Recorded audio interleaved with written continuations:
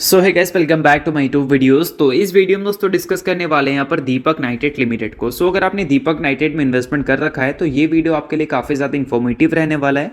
तो इस वीडियो को कंप्लीट वॉच करना ताकि सभी इन्फॉर्मेटिव पॉइंट्स आपको डिटेल वे में मिल सके। बट उससे पहले अगर आप चैनल पर पहली बार आ रहे हैं तो ज़रूर चैनल को सब्सक्राइब करके बेल आइकन प्रेस कर लो ताकि आने वाली जितनी भी अपडेट्स हैं इन सभी कंपनी से रिलेटेड उसका नोटिफिकेशन आपको सबसे पहले मिल सके। तो चलिए दोस्तों वीडियो में आगे बढ़ते हैं। सबसे पहले कंपनी के रिसेंट परफॉर्मेंस की बात करेंगे। अगर पिछले 6 महीने का ट्रैक रिकॉर्ड देखोगे तो वो कुछ खास अच्छा आपको देखने को मिलेगा नहीं। कंपनी पॉजिटिव रिटर्न जरूर दी है बट दीपक नाइट्रेट अपने लेवल के हिसाब से वैसा परफॉर्मेंस नहीं की है। 5% का पॉजिटिव रिटर्न आपको दिख जाएगा। अगर पिछले 1 साल का रिकॉर्ड देखें तो यहाँ पर कंपनी ने सिर्फ और सिर्फ 3% का ही रिटर्न दिया है। और अगर पिछले 5 साल का रिकॉर्ड देखें तो यहाँ पर परफॉर्मेंस काफ़ी ज़्यादा अच्छा है और रिटर्न जो है वो करीब आपको 750% देखने को मिलेगा। बट अगर बॉटम से टॉप को कंपैरिजन करो तो वहाँ पर रिटर्न का जो नंबर है वो अप्रॉक्स आपको 1000% तो देखने को मिल ही जाएगी। बट ये 1000% रिटर्न के बाद कंपनी काफ़ी लंबे टाइम से आपको एक साइडवेज परफॉर्मेंस देती भी नजर आ रही है। अब ये साइड पे परफॉर्मेंस का एक काफ़ी बड़ा रीज़न है कमोडिटी मार्केट।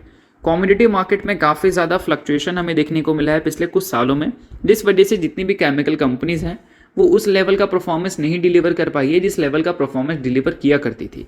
बट मुझे ऐसा लगता है कि क्रूड ऑयल का जो प्राइस है वो आने वाले कल में और भी ज़्यादा रिड्यूस हो सकता है क्योंकि काफ़ी सारी बड़ी बड़ी कंट्रीज़ जो हैं वो अडेप्ट कर रही है ईवी को।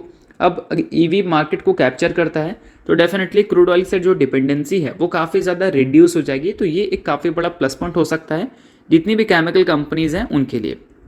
साथ में दोस्तों आपको एक और चीज़ पता होना चाहिए कि क्रूड ऑयल के बढ़ते प्राइस से कंपनी को प्रॉफिट में तो इम्पैक्ट पड़ा है बट पिछले 1 साल से कंपनी के सेल्स में भी कोई अच्छी ग्रोथ हमें देखने को मिली नहीं है। अगर कंपनी के कंपाउंडेड सेल्स ग्रोथ को देखेंगे तो वहाँ पर -2% का नंबर दिखेगा और प्रॉफिट ग्रोथ तो उससे भी खराब है, -13%। अब एक चीज़ पता होना चाहिए आपको, दीपक नाइट्रेट जो है मेनली डोमेस्टिक मार्केट पे ज़्यादा फोकस करती है और एक्सपोर्ट मार्केट पे कम फोकस करती है, जो कि आप कंपनी के डेटा से चेकआउट कर सकते हैं। ज्योग्राफिकल प्रेजेंस में आपको ये चीज़ दिख जाएगा कि कंपनी का रेवेन्यू 2022 के फाइनेंशियल ईयर में किस मार्केट से कितना जनरेट हुआ था। 78% रेवेन्यू जो है वो डोमेस्टिक मार्केट से जनरेट हुआ था और 22% का जो रेवेन्यू है वो एक्सपोर्ट से जनरेट हुआ था। और मुझे पर्सनली एक चीज़ लगता है कि जो भी कंपनी डोमेस्टिक मार्केट पर ज़्यादा डिपेंडेंसी रखी है वो सारी कंपनीज के नंबर में सबसे फास्ट रिकवरी हमें देखने को मिलेगी एक्सपोर्ट वाली कंट्री की कंपैरिजन में। मतलब एक्सपोर्ट में जो कंपनी ज़्यादा डिपेंड रहती हैं उन सब के कंपैरिजन में। तो ये एक प्लस पॉइंट रह सकता है दीपक नाइट्रेट में। और ये मैं इसीलिए बोल रहा हूँ क्योंकि इंडिया की बात करें तो इंडिया में महंगाई शुरू से रहती है क्योंकि इंडिया का आबादी काफ़ी ज़्यादा है। अब डिमांड काफ़ी ज़्यादा है, डिमांड को फुलफिल करने के लिए उतना सप्लाई शुरू से हमारे पास हुआ नहीं है। तो इस वजह से महंगाई हमारा शुरू से थोड़ा ज़्यादा ही देखने को मिलता है। बट बाकी सारी कंट्री की बात करें तो वहाँ पर महंगाई रेयर देखने को मिलता है।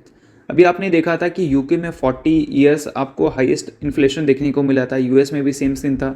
तो ये चीज़ वहाँ पर काफ़ी रेयर दिखता है और अगर वहाँ पर ऐसा कुछ है तो उसको सुधरने में भी काफ़ी टाइम लगता है।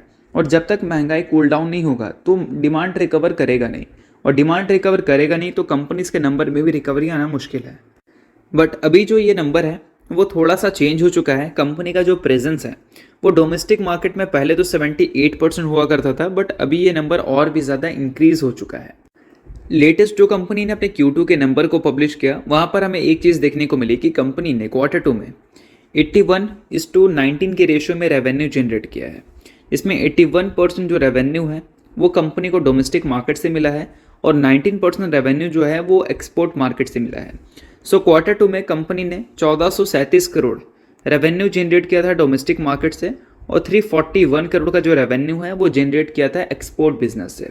तो फिलहाल ये जो चीज़ें हैं वो आपको ये इंडिकेट कर रही हैं कि अभी कंपनी ज़्यादा फोकस कर रही है डोमेस्टिक मार्केट पे क्योंकि एक्सपोर्ट में उतना ज़्यादा कंपनी को कामकाज नहीं मिल रहा है जितना ज़्यादा कंपनी को मिला करता था। बट डोमेस्टिक मार्केट में रिकवरी मुझे लगता है कि ज़्यादा फास्ट दिखेगा एक्सपोर्ट के कंपैरिजन में। साथ में दोस्तों आपको एक और काफ़ी इंपॉर्टेंट पॉइंट पता होनी चाहिए। अभी जो कंपनी ने Q2 में अपने काफ़ी कमाल के नंबर पब्लिश किया उसका एक काफ़ी बड़ा रीज़न था दीपक फेनोलिक डिवीज़न, क्योंकि फेनोलिक डिवीज़न कंपनी को सबसे ज़्यादा रेवेन्यू कंट्रीब्यूट करके देता है।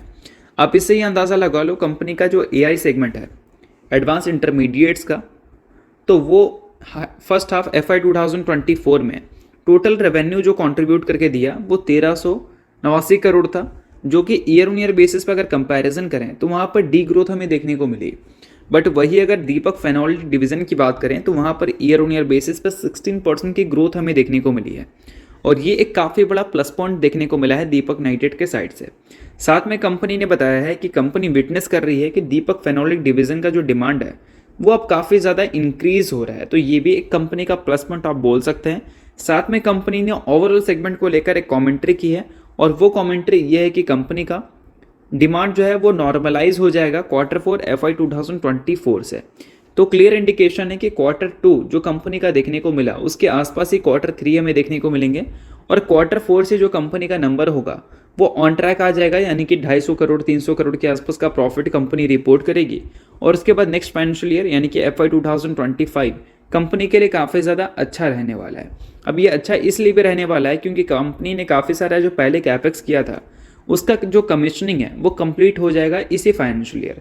जिसमें एक न्यूज़ है एसिड प्लांट का, उसका जो प्रोजेक्ट कंपनी लगा रही थी उसका commissioning as per schedule company यहाँ पर ट्रैक कर रही है, जो कि एक अच्छी बात आप बोल सकते हो।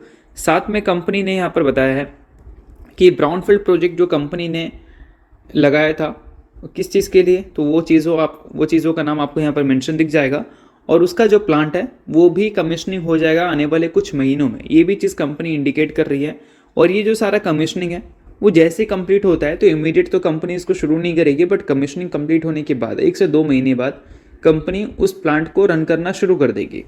तो अगर Q4 में कंपनी को बेनिफिट मिला तो मिला, बट नेक्स्ट फाइनेंशियल ईयर से कंपनी को बेनिफिट काफ़ी अच्छा मिल सकता है, ये पर्सनली यहाँ पर कंपनी के साइड से कहा गया है। साथ में कंपनी ने वडोदरा डिवीज़न को लेकर भी कुछ पॉइंट्स मेंशन किए हैं जो कि आप यहाँ पर ट्रैक रिकॉर्ड देख सकते हैं।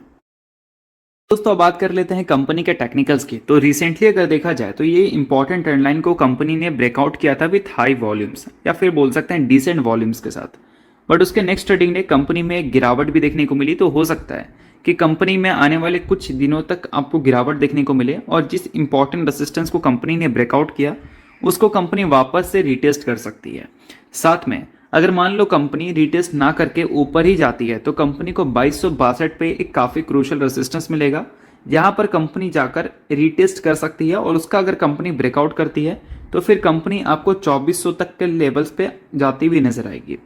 बट मार्केट सेंटिमेंट्स भी देखना काफ़ी ज़रूरी है। अगर मार्केट सेंटिमेंट्स मान लो बियर रहता है तो हो सकता है कि कंपनी आने वाले कुछ दिनों तक ही आपको अंडर प्रेशर दिखे, फिर कंपनी इसको रिटेस्ट करके ऊपर निकलेगी। कि अब रिटेस्ट करने का पॉसिबिलिटी है क्योंकि इस इंपॉर्टेंट रेसिस्टेंस को कंपनी ने काफ़ी मल्टीपल टाइम टेस्ट किया है और काफ़ी टाइम टेस्ट करने के बाद कंपनी ने ब्रेकआउट किया है।